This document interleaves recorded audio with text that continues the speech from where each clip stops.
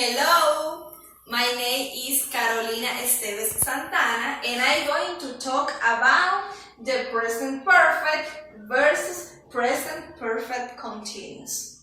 The present perfect describes permanent situations and recently complete actions. These actions have any effect in the present. Now, how we can form the present perfect?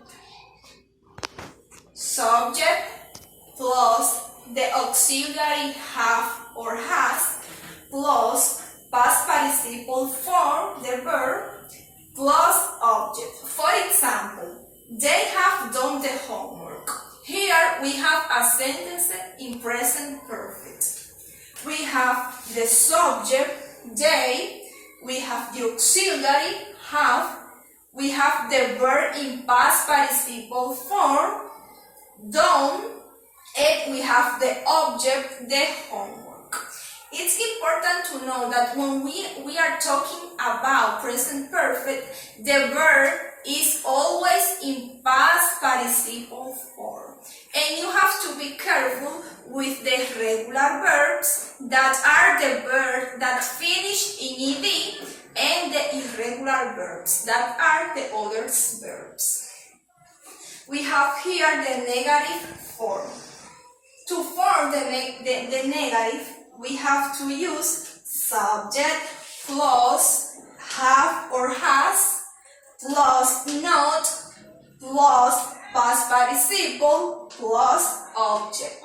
For example, they have not done the homework. Here we can use haven't.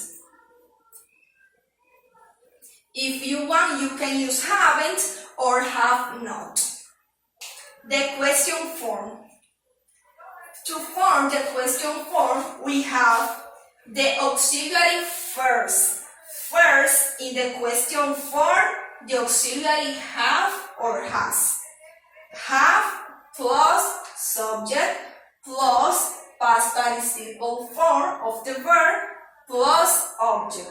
For example, have they done the homework? The auxiliary have, the subject they, the verb in past participle form, done, and the object, the homework. I use the same sentences for the examples because I want you to see how we can use one sentence in different ways. Now we have the present perfect continuous. The present perfect continuous describes temporary situations that are not complete yet, and these situations has any effect in the present. Now, how we can form the present perfect continuous? Subject plus auxiliary have or has, the past participle form of the verb be is being plus gerund, as his name said, say continuous. We need to use gerund for the present perfect continuous plus object. For example, I have been teaching for 3 years.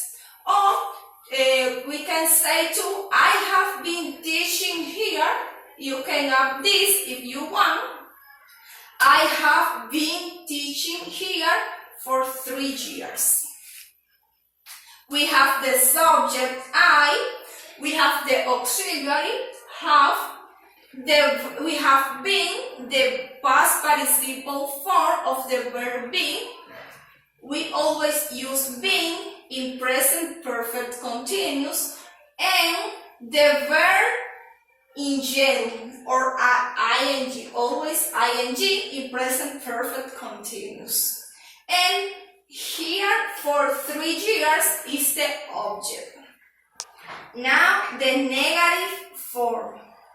To form the negative form, we need subject plus have or has plus not plus being plus gerund plus object. For example, I have not been teaching for 3 years. We have the subject I, we have the auxiliary have, not. Here you can use haven't if you want. Haven't. I haven't been teaching for 3 years. I cannot here too. I have not been teaching here for 3 years. You can do of this form if you want.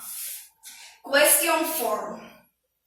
To form the question form, as I said before, we need to use the auxiliary first.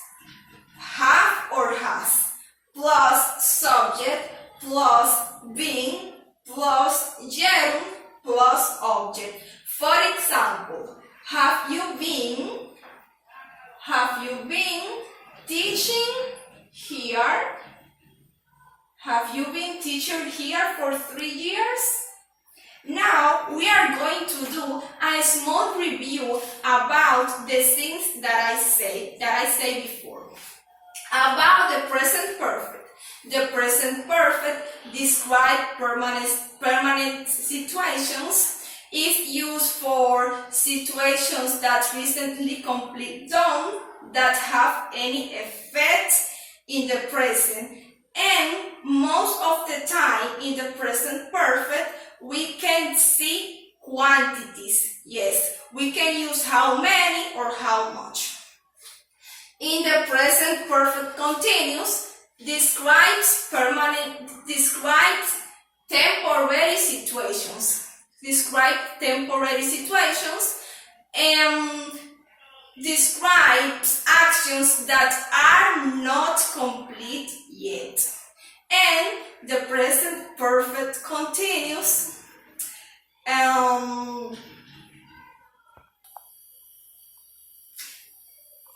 is used for the duration of the situations. For example, for 3 years, the present perfect continuous is used sometimes for specify the duration of the situation.